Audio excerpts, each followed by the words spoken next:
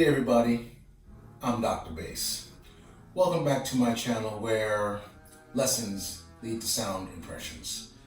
Class is now in session. So from an earlier video, I promised that I would go over the left arm and its components, the wrist, the hands, the hand rather, and the fingers. I'm going to also review the right arm, the wrist, the hand, and its fingers, but with bow in hand, okay? Now, before we get started get too far into things, I want to draw your attention to my shoulders. They are down, okay? 2 disclaimers. We're gonna come after that, but my shoulders are down. Maybe I should make this a disclaimer. I don't know. We'll see. But your shoulders need to be relaxed. Okay? It's going to play a major, major part in this. Okay? Now for our disclaimers, if you will. Number 1, cut your nails. Cut your nails. This is not the instrument for nails, for long nails, okay? So sorry. Okay? Number 2, you will need to be practicing in front of a mirror. And I suggest to my students to get a nice tall mirror so that they can see their length. Okay? I think it's very important because the fact is you can't see the forest through the trees when you're looking here. However, when you have a mirror, you practice with a mirror, you all of a sudden have a bird's eye view of what you're doing. And you can begin to correct things like that. That's what we want here, okay? So we want kind of self-taught, like a autodidact, self-taught, okay? Little SAT, okay. So with that in mind, shoulders down and nails cut and mirror, let's get started. Oh, one other thing. But you'll say, Dr. Bass, I don't have a big mirror. Okay, I understand. But most of us have smart technology. Okay? Like a phone with a front-facing camera, a tablet with a front-facing camera, or some kind of webcam or camera on their computer, laptop or desktop. Now, you don't have to record yourself, even though that would be great because you'll be able to see immediate feedback with what you're doing, if you want to watch it later on. But you can use your technology as a mirror, okay? That front-facing camera so that you can see what you're doing in the screen, okay? So those are 2 different things, 2 different pro tips. And I do the same thing. If I don't have a mirror, when I'm out at the job, I'll use my phone or I'll use my iPad, okay? Doesn't matter. You get the same exact result, okay? So let's get started. Okay, so let's take a look at our left arm and its components. Now again, I always say, and I'm gonna say this quite often, keep your shoulders down, okay? Keep your shoulders down.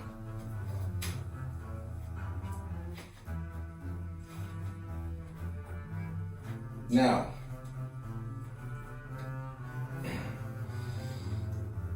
your arm is down. Your arm is down, relaxed.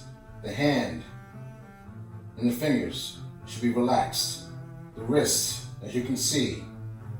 Hopefully you can see. Maybe I'll raise this. Forgive my arms, they might look awful. So sorry. But as I've said before, for educational purposes. So my wrist is straight. My fingers, as you can see, are curved. Okay? So now the only thing that's going to change, okay? The only thing with those three things, the arm, the wrist, and the fingers, the only thing that's going to change is the arm. The fingers are going to remain curved and in the same position, and that includes the thumb. And the wrist is going to remain straight. And I'm going to show you. So you're already in quasi-playing position, because now the instrument is positioned to play. You're going to slowly put your arm and your hand up, basically your hand up to the fingerboard. Now once you have the thumb over here, you don't have to hold the instrument with the right hand anymore, okay? Because now you have 2 points of contact here, which you use as a pivot point, and here, because now you have something to keep the instrument from doing that, and we don't want that to happen, okay? And now we're going to be in half position, so feel around for the nut. Okay? This is the nut, and you should check out video number 2 for bass anatomy, where I go over the entire instrument's anatomy. Okay?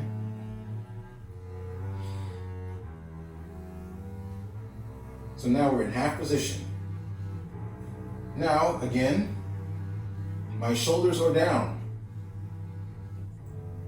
But look at my wrist. You look at my fingers, and I'm going to give you a front view. Okay? My wrist is straight. My fingers are curved. Should be round in here, round. As if you're holding a tennis ball. Okay? My thumb didn't move over here, didn't move over here. Nope. Just as it was down here, shall it be up here. Okay? In this position, you should be able to reach all 4 strings, keeping a nice straight wrist and curved fingers. That's going to be very, very important when we talk about vibrato. And that won't be this lesson, but it'll be some of the lesson. Okay. Okay, so you see, you might not be able to see properly because this beautiful sleeve is in the way. Now, you can perhaps see. Straight wrist, curved fingers. Now, when you're over here, you want to be in contact with the string with the tips of your fingers. You don't want to white knuckle like that, and you don't want to play with flat fingers. And I'm going to show you this from the front. I just wanted to show you what this looks like from the rear. Okay? And I'm going to also show you imprints on the pads. Okay? If you can see. That's where they are. Now, you don't want fingers that look like that, and you don't want fingers that look like this on the fingerboard. It's no go. It's like driving with a flat tire. Okay? We want precision. We want our mimic the hammers on the piano, okay? Small area that hits the string gives us very precise notes and pitch.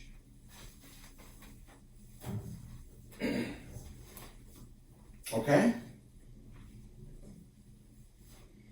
Once again, arm down, wrist straight, fingers straight.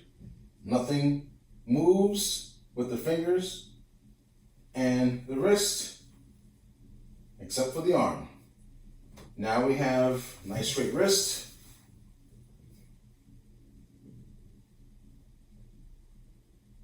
Nice curved fingers. Should be as if you have a ball in here. Okay? Now, let's see what this looks like from the front.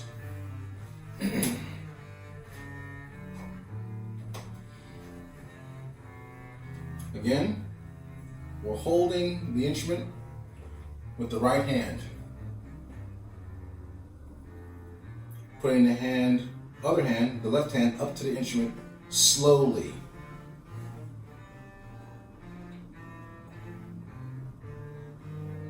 You're looking for the nut, because we're looking for half position, which is the lowest position before you start playing open strings.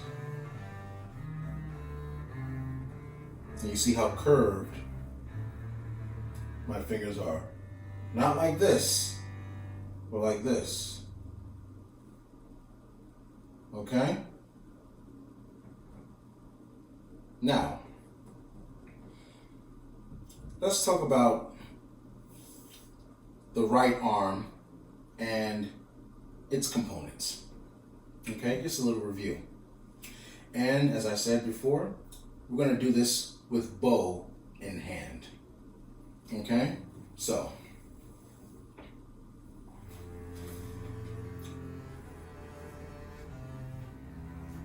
if you saw my other video, you know that the arm should be naturally straight. There's going to be a bend, but it's not going to be like this, and it's not going to be like that. It's a natural bend. And okay, I guess I'll show you.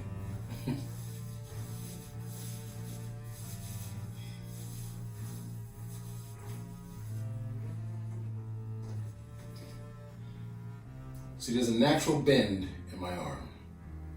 Not like this, not like this. Okay? So please remember that. When we are bowing, and I just so happen to be a German bow player, I will go over some French technique, even though I'm primarily a German bow player. I will show you a little bit of that, okay? So when we are bowing, I like to call this the pendulum, the right arm, the pendulum, like a grandfather clock, okay? Now the thing is, now the right wrist and the fingers on the right hand will play a slightly different part than this wrist and these sets of fingers. Let's look at that. So now we have the bow in hand. Let's just go over what the German bow looks like in the hand. So you see that the fingers are kind of curved. Okay? They're kind of curved. If you were holding a tennis ball, once again, you will see that the fingers are curved. Okay? Consider the bow to be a big pencil. Okay? So now we have the hold. Now I just want to show you something. Thumb and pinky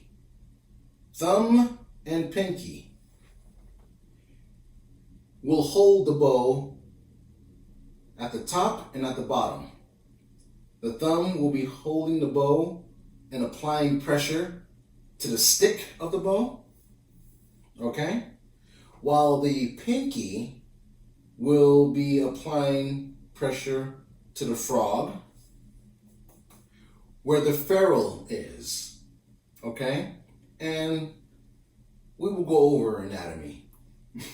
Okay, we'll go over anatomy of the bow like I did with the double bass in video 2. Okay, so you should check that out.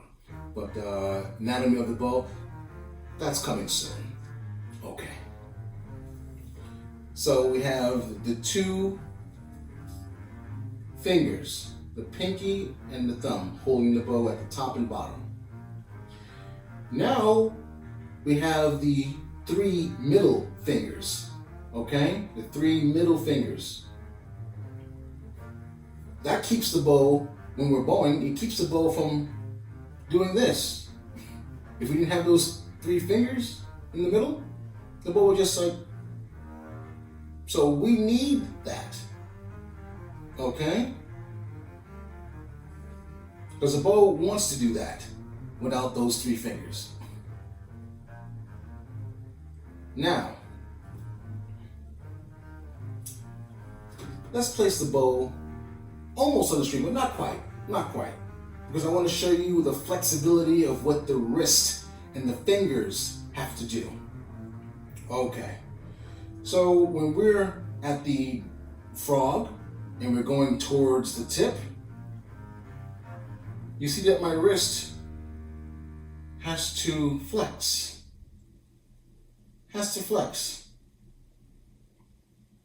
And I'll pull this up once again, if I can. Maybe I'll do this instead.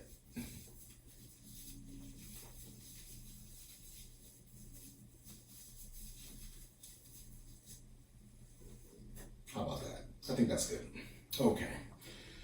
So, again, at the down bow position, the wrist has to flex. Going the other way. Going towards the tip, the wrist does this. Going back towards the frog, the wrist does this. This I recommend you do in front of a mirror because you're looking to keep the bow straight, or in this case, perpendicular to the strings. Perpendicular to the strings. Okay? Now, if the wrist were locked, it would do this. We still need the pendulum of the arm, but the bow would fly off the strings, go beyond the bridge. So we need the wrist to regulate the angle of the bow. Okay? Now,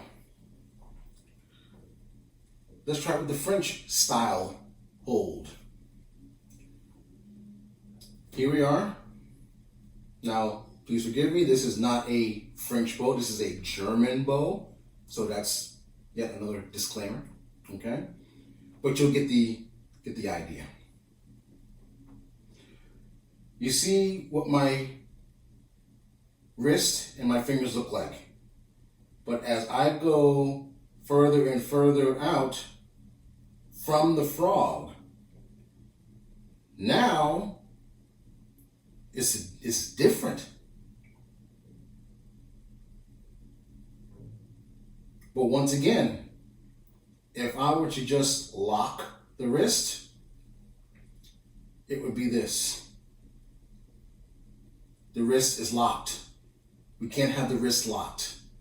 We need flexibility. Okay?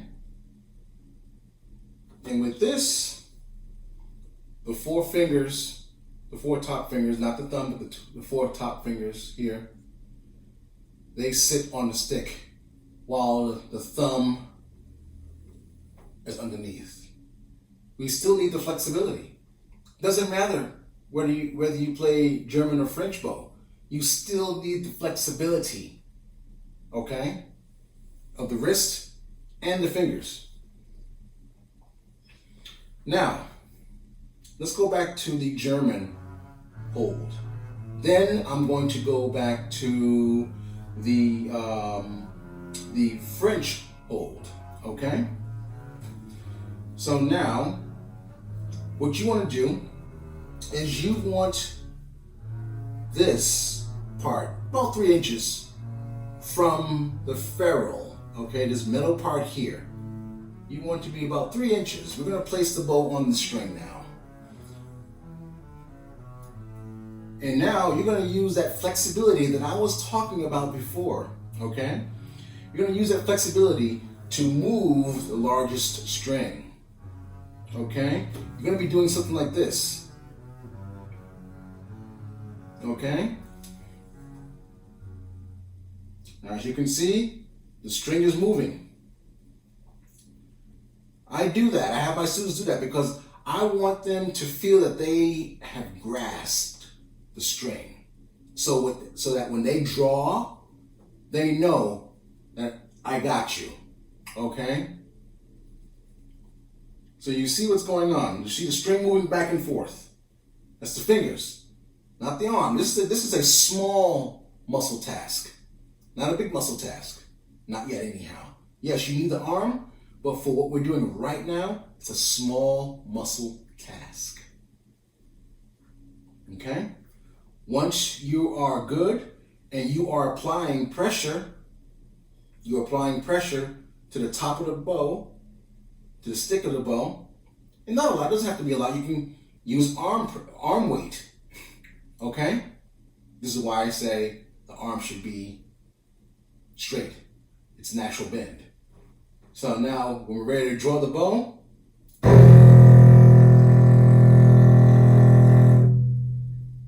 okay, let's go back from the tip to the frog. And you see that the base is pivoted the other way. So I can access the string very easily. I'm going to grab the string. No sound, by the way. Don't make a sound. The only sound that you will make is a sound that the bow will be drawn from the tip back to the frog.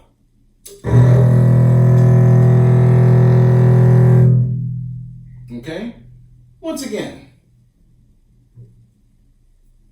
grab the string. Use the fingers to grab the string. Are you ready?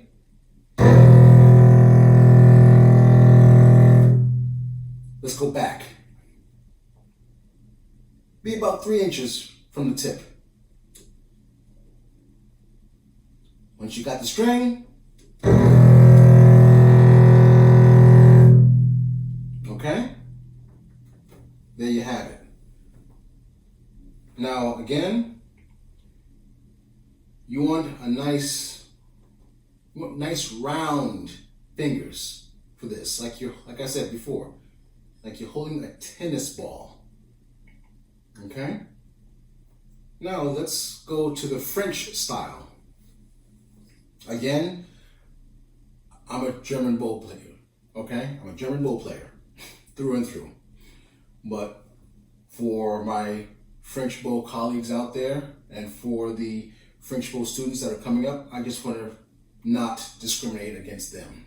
Okay? Okay? So I just want to show you these 4 fingers they sit on the top. Okay? Sit on the top of the stick as opposed to the thumb being on the top. Now we have the 4 fingers on the top of the stick. Now the thumb is underneath. Okay? So now, same thing, same concept. Grab the string. When you're ready, draw.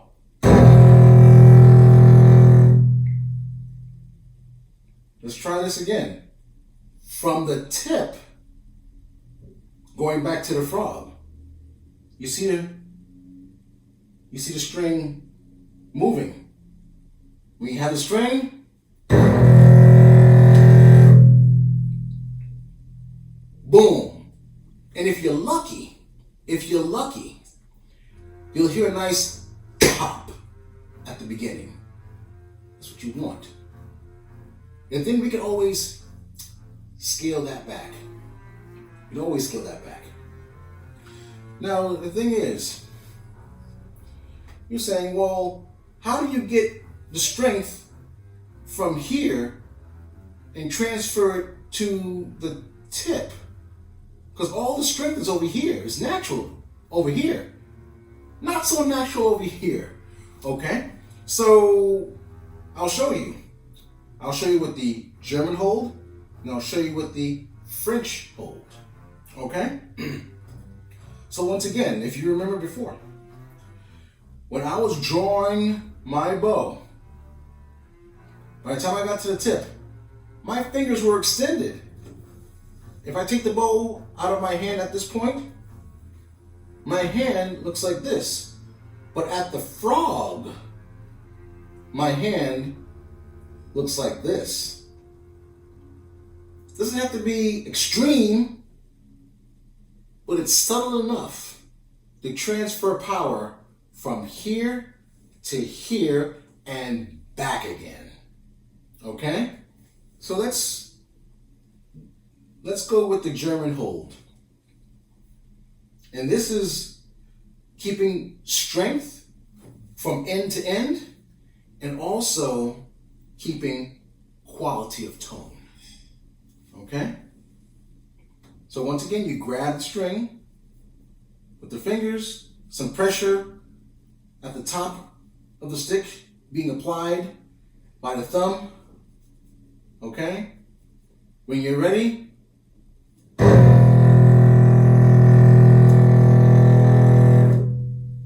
you saw how much straighter my fingers got over here?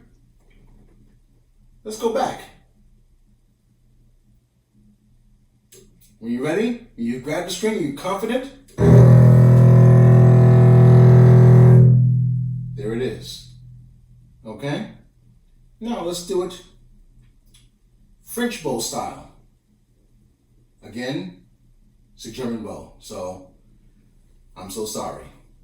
But you'll get the idea. And you're gonna see what my wrist and what my fingers do.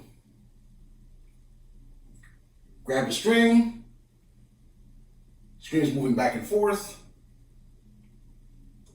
and we draw. Okay? You know that the bow was straight, it stayed on the string, it didn't do this because the wrist dictated the angle as the draw was happening. Let's go back to the frog. You're about 3 inches from the tip. When you're ready to draw the bow, look at that. And you hear the pop. That's what you want. Okay?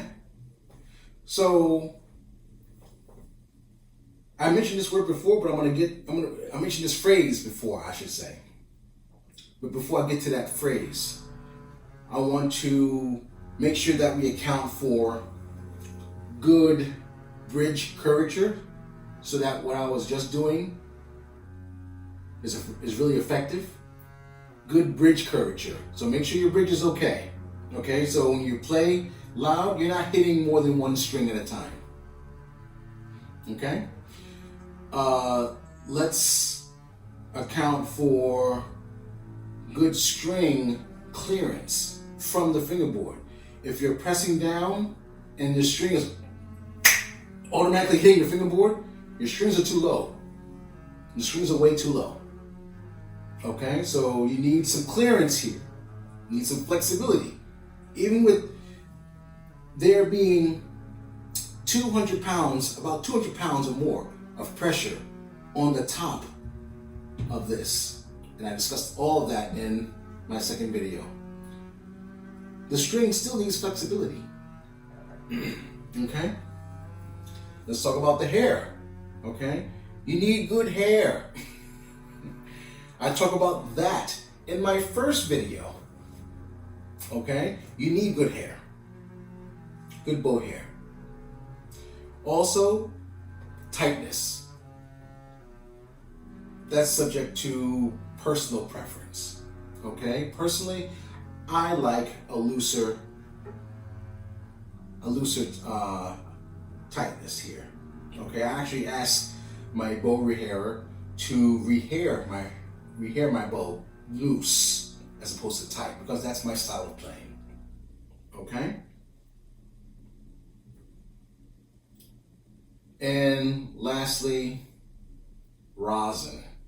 You have to have a good amount of rosin. Not too much, but not too little. Okay? So you have to have a good amount of rosin.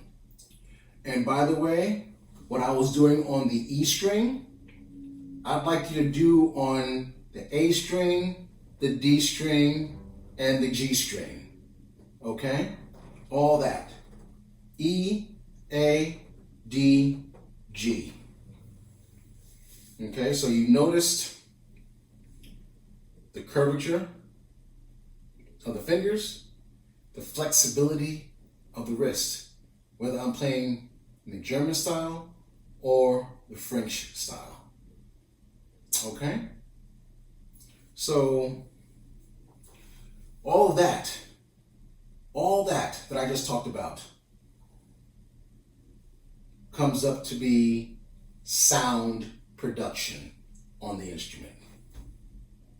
That's what it all culminates to, sound production. So when you're able to grab the string and maintain strength and tone quality, that's what you have. You saw that I did this.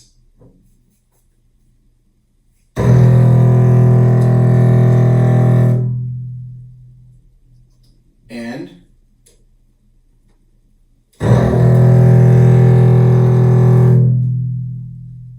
now, like I said before, you have to transfer power from here to here. You're using your thumb with the German bow and some arm weight.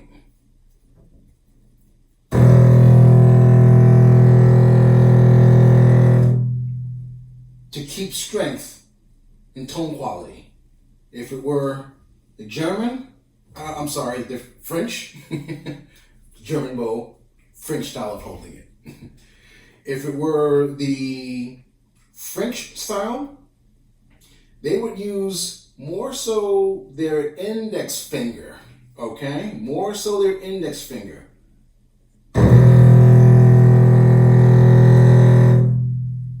Going back from the tip to the frog.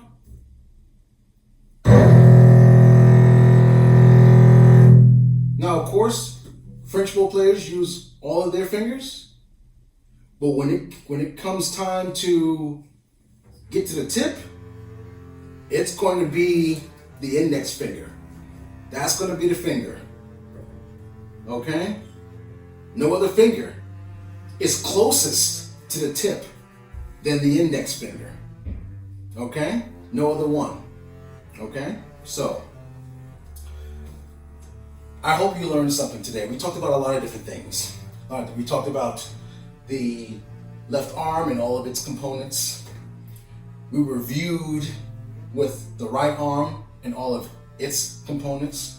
We did a little bit of review of where the instrument should be hitting you when you're playing. Okay? We even touched on some bow technique, some sound production. Okay? We also touched on what the hand should look like, what the fingers should look like on both hands. A C, curved fingers, curved fingers. We talked about the bow and how it should write sound. Okay? With the right flexibility, you should be able to write sound on the instrument. We talked about the triangle from here to here to here. Let me put this away. The triangle from your wrist to your elbow to your shoulder. It's a nice triangle. Front view and rear view. Okay? And there will be more videos to come.